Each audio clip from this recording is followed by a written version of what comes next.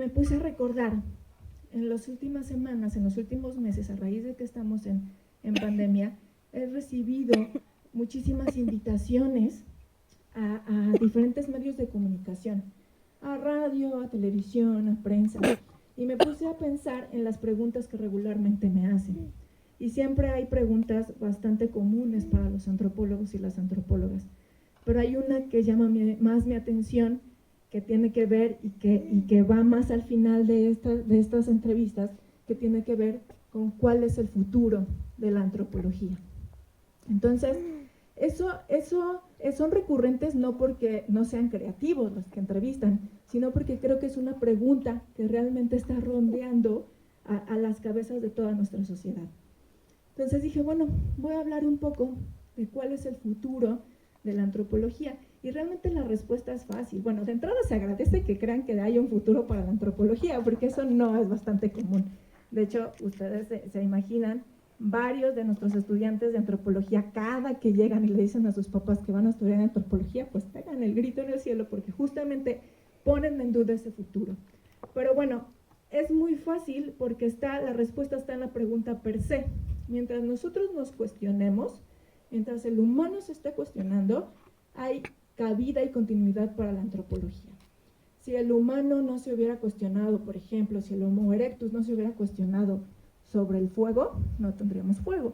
Y bueno, el doctor ya nos hizo ver, si nosotros los humanos no se hubiéramos cuestionado sobre el fuego, sobre las lámparas, sobre los espejos, sobre la luz, sobre los láser, nada de lo que hoy aprendimos en la charla anterior conoceríamos en el momento.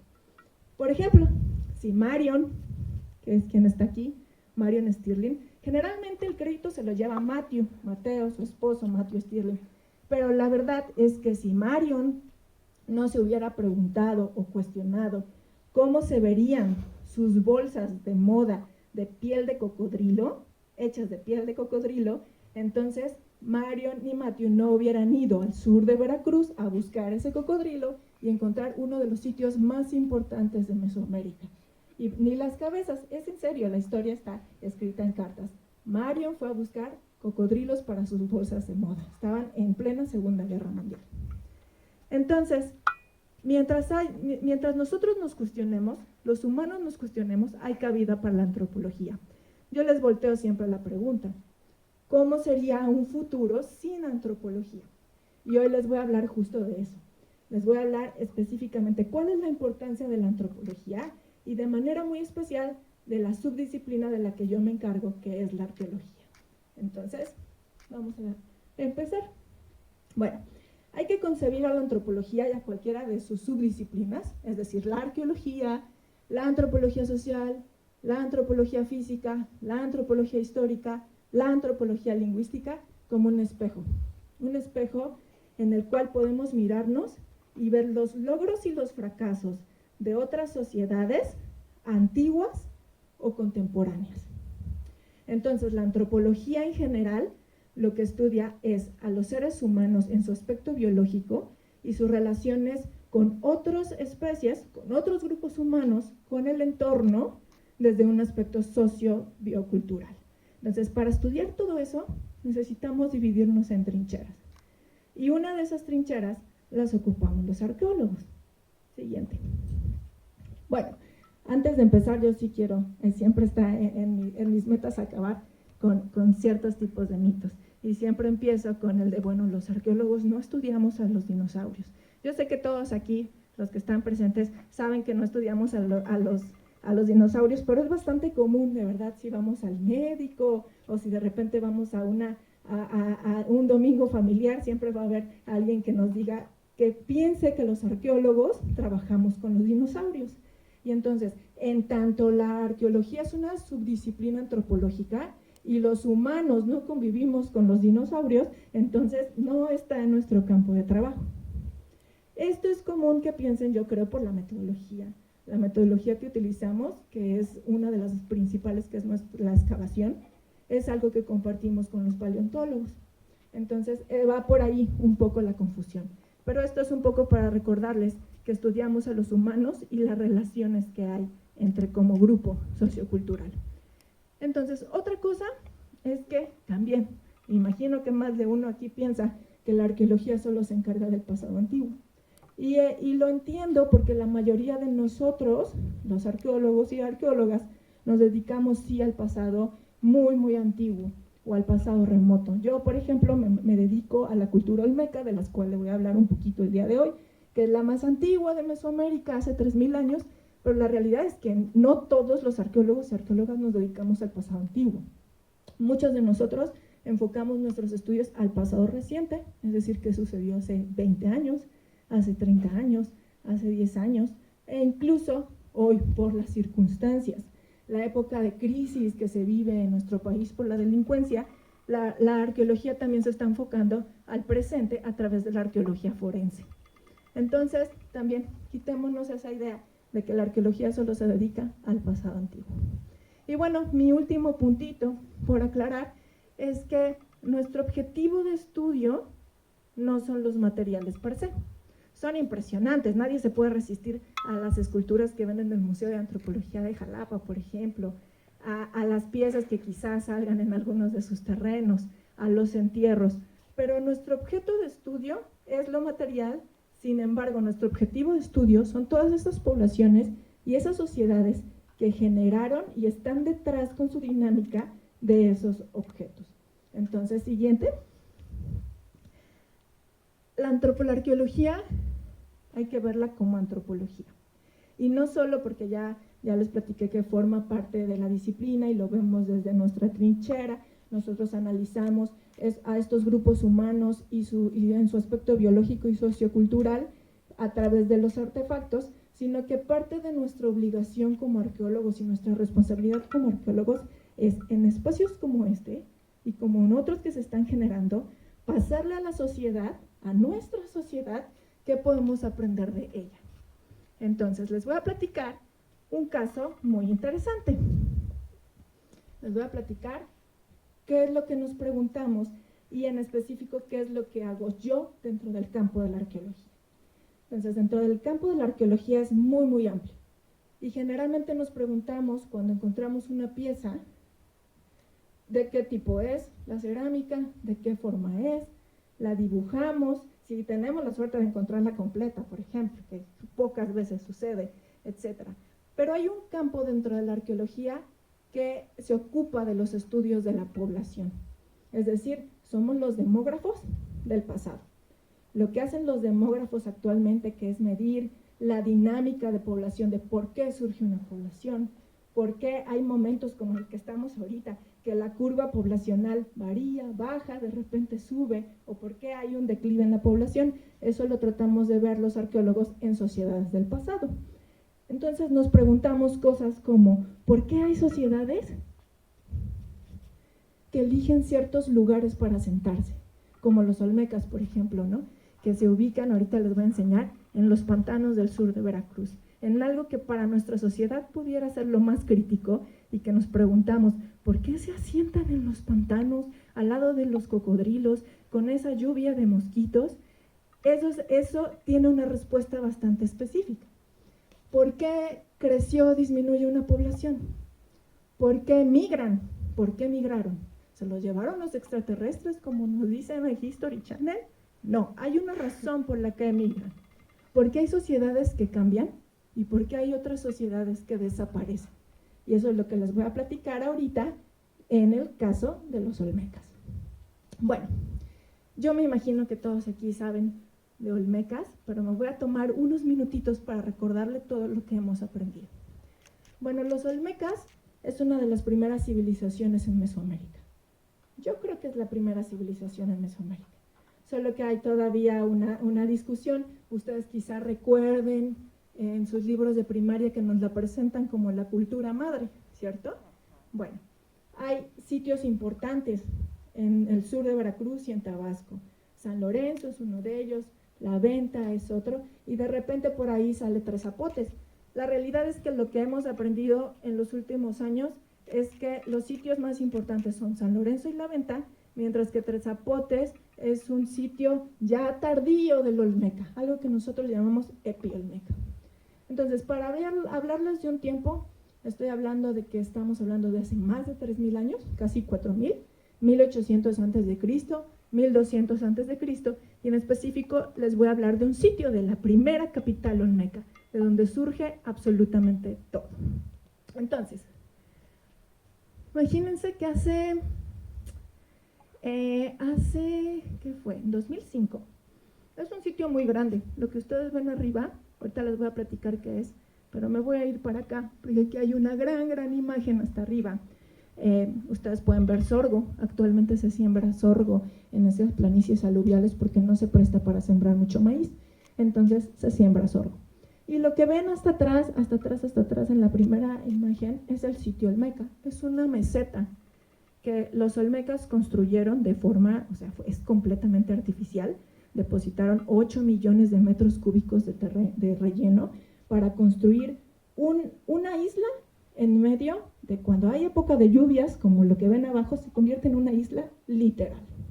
O sea, por ejemplo, cuando estamos en trabajo de campo, nosotros tenemos que ir de enero y a la primera lluvia de mayo tenemos que salir de ahí porque si no, no podemos salir. Los habitantes actuales han aprendido a vivir con eso y lo que nosotros vemos de crisis, ellos lo ven como una época favorecida para obtener recursos de esa planicie aluvial con los que mantienen a su familia el resto del año.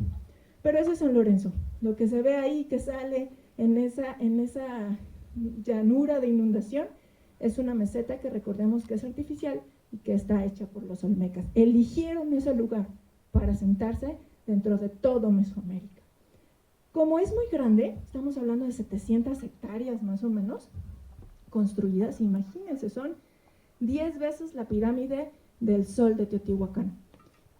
Se estableció un programa de pruebas de barreno, porque resulta que las excavaciones tradicionales no podíamos llegar a lo más antiguo del Olmeca, lo más antiguo de San Lorenzo. Estamos hablando de que las excavaciones más profundas que están hechas aquí, de todo Mesoamérica, es de 12 metros, ¿no?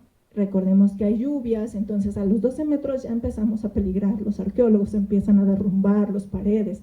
Aparte de ello, no hay piedra de forma natural, es por eso tan impresionante. Y una de las preguntas es, ¿cómo es que traían los grandes bloques de basalto desde la Sierra de los Tuxtla a más de 60 kilómetros en línea recta cuando no hay piedra de forma natural? Entonces, es muy difícil hacer excavaciones tan profundas en este sitio. Y llegábamos a los 12 metros, a los 13 metros, y seguía apareciendo material, y no podríamos contar el inicio o el origen de este sitio mientras no lleguemos a lo más profundo.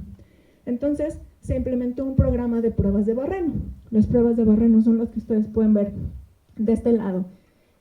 Son extensiones que van perforando la tierra de manera manual con una manivela, como si fuera con movimientos helicoidales, vamos perforando la tierra y vamos haciendo pequeñas excavaciones y hacemos microexcavaciones en las cubetitas. Y bueno, se perforó, miren, ahí está la imagen, 2.602 veces todo el sitio. Se hicieron pequeños huecos que llegaron a 20 metros de profundidad y nos seguía apareciendo material.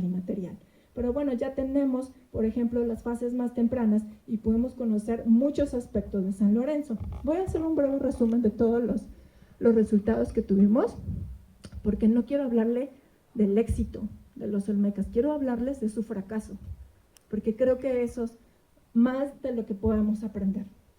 Entonces, les recuerdo rápidamente. San Lorenzo, cuando hicimos este programa de pruebas de barreno, pues pudimos conocer muchísimo. Pudimos conocer eso, que depositaron 8 metros cúbicos de relleno para hacer la gran meseta, que es completamente artificial, eso lo logramos a través de las pruebas de barreno. Antes se pensaba que era una meseta natural. Después vimos cómo eran sus casas. Y aquí les pongo un ejemplo de cómo es una casa actual. Bueno, las pocas que quedan, ya no todas son de barro ni con techos de palma, pero lo que vemos en las excavaciones son casas muy parecidas a las como esta muestra actualmente. Vimos el tamaño de sus casas. Conocimos lo que ustedes ven aquí, es el Gran Palacio Rojo, una unidad habitacional de un gobernante. Y dentro de los descubrimientos que hicimos hay una escultura muy especial que nos indica que quien vivía ahí es el gobernante que está representado en la cabeza colosal número 5, que está en el Museo Nacional, en el museo de aquí, de Jalapa, de Antropología. Entonces, cuando puedan ir al museo, que está abierto también, y vean la cabeza colosal número 5, que tiene dos patitas de ave en su casco, entonces ustedes ya saben que quien está retratado ahí es el gobernante que vivía en el Palacio Rojo. Literal, era un palacio de color rojo, porque estaba hecho con hematita especular que hay en la región. Sabemos también, por ejemplo, que vivían 11.860 y tantas personas.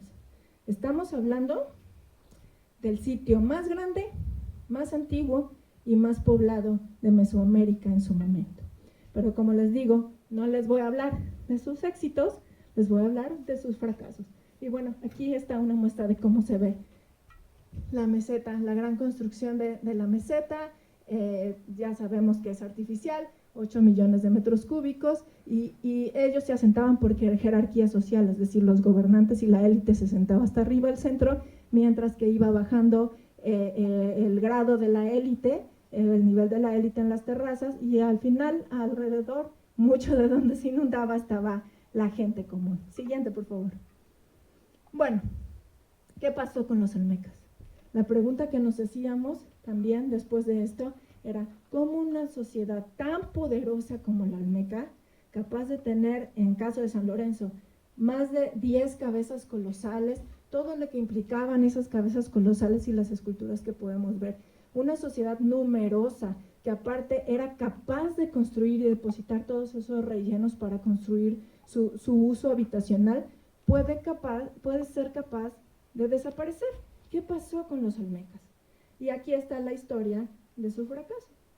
Resulta que llegaron a ser tantos, 12,000 personas, y esta es una gran imagen que me hizo el favor de hacer Arqueología Mexicana, cuando les platiqué que teníamos que mostrar que llegó un punto que los olmecas fueron tantos que no cabían en su propio sitio y que no pudieron abastecer con la subsistencia que tenían, que bueno, aquí viene otro mito que tenemos desde la primaria, que en Mesoamérica, desde siempre, consumíamos maíz, y eso no es cierto, y lo conocemos a través de los olmecas. Los olmecas no consumían maíz, lo conocían y lo sembraban, pero la realidad es que no era su principal medio de subsistencia. Su principal medio de subsistencia, aparte de todos los recursos de la planicie aluvial, eran los tubérculos, como el ñame, la malanga, por ejemplo. Entonces, hicimos un estudio sobre la capacidad de carga del ecosistema y cuánto aguantaba esa meseta para abastecer a ese número de pobladores que ya conocíamos.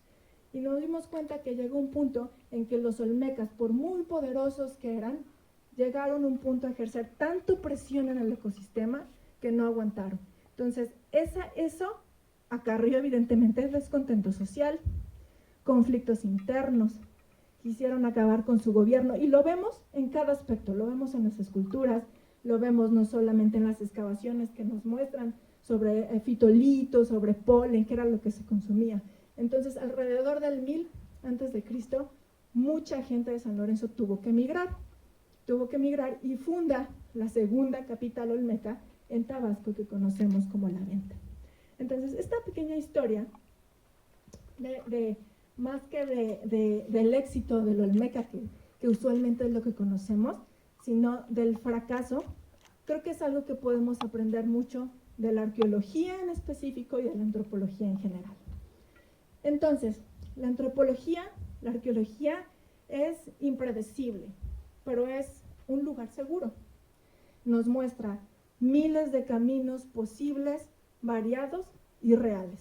Y eso nos faculta como sociedad, si una sociedad tiene perspectivas, una sociedad es capaz de construir prospectivas en épocas de crisis como la que estamos actualmente y constantemente nos estamos cuestionando. Entonces creo que un valor importante de la antropología, y su objetivo tiene que ser de la antropología y de las ciencias sociales en general y humanas, es que tiene que acarrear esperanza. Es algo que nos da esperanza como una sociedad que es capaz de actuar de manera unida, consciente y solidaria para un mejor futuro en una época de crisis como la que actualmente estamos. Y pues muchísimas gracias por escucharme y espero que les haya gustado, y estoy abierta para cualquier pregunta que tengan. Gracias.